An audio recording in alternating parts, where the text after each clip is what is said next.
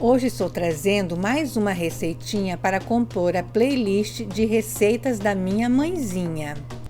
É um prato que ela preparava para os almoços de domingo ou recheava o Chester e peru desta forma para as festas de fim de ano.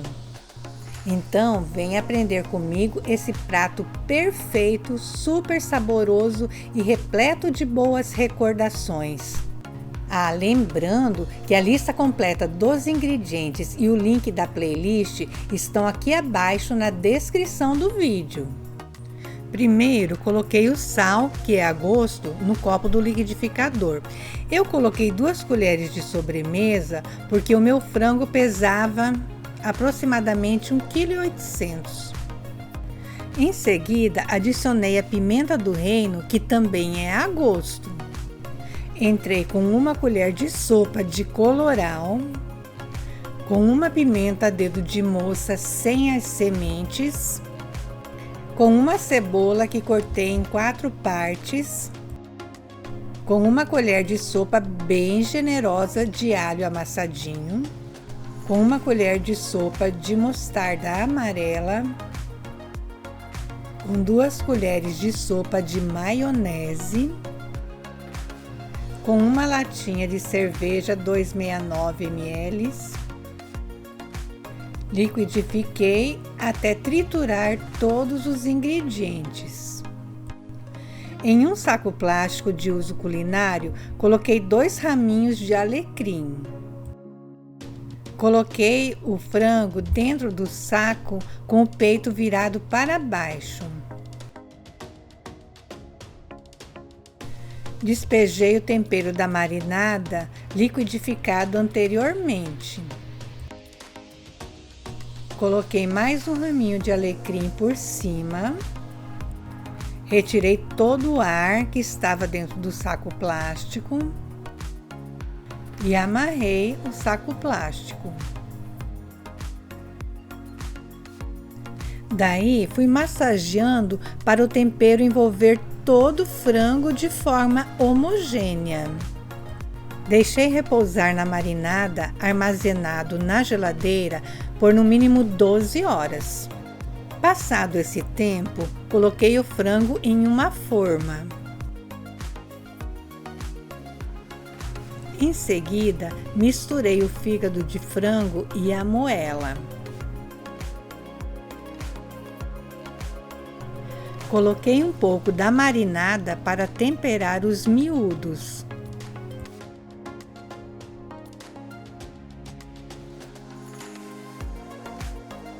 E coloquei o restante da marinada nas 6 batatas que eu havia descascado e cortado ao meio para temperá-las. E reservei. Em seguida, piquei o fígado de frango e as moelas de frango e reservei.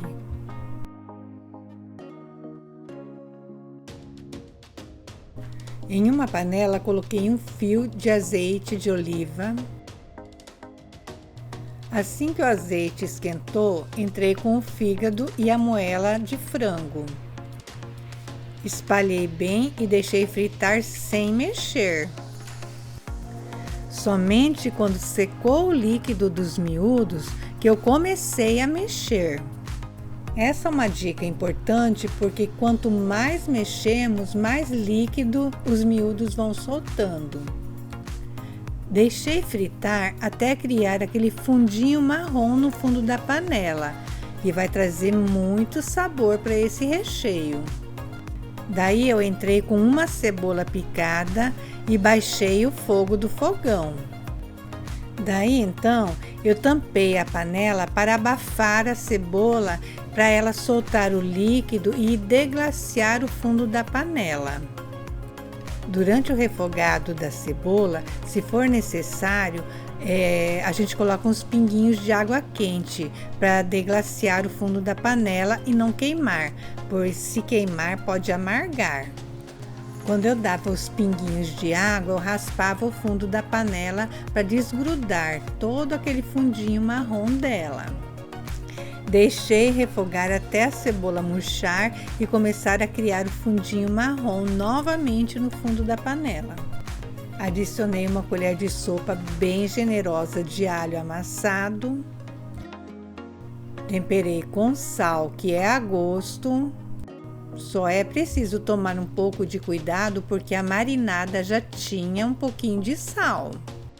Deixei refogar até o alho começar a dourar. Em seguida, entrei com 2 xícaras de arroz cozido e com a salsinha e a cebolinha picadas. Que são a gosto, né? Mas eu sugiro que coloque bastante, pois esse cheiro verde traz muito sabor a esse recheio. Misturei bem, tampei a panela, desliguei o fogo e reservei. Coloquei o frango em uma forma e fui soltando o couro, passando a mão entre o couro e o peito. Em seguida, fui colocando pedaços de manteiga por baixo do couro. Isso traz muita suculência ao peito do frango. Em seguida, comecei a colocar o recheio dentro do frango. Fui apertando o recheio com as costas de uma colher. Assim, o recheio fica bem compactado e não fica vazando para fora. Olha só como fica. Daí, tampei a abertura do frango com o couro, cruzei as perninhas dele e amarrei com um barbante de uso culinário. Com isso, irá segurar o couro, impedindo que o recheio saia durante a cocção. Cortei o excesso do barbante.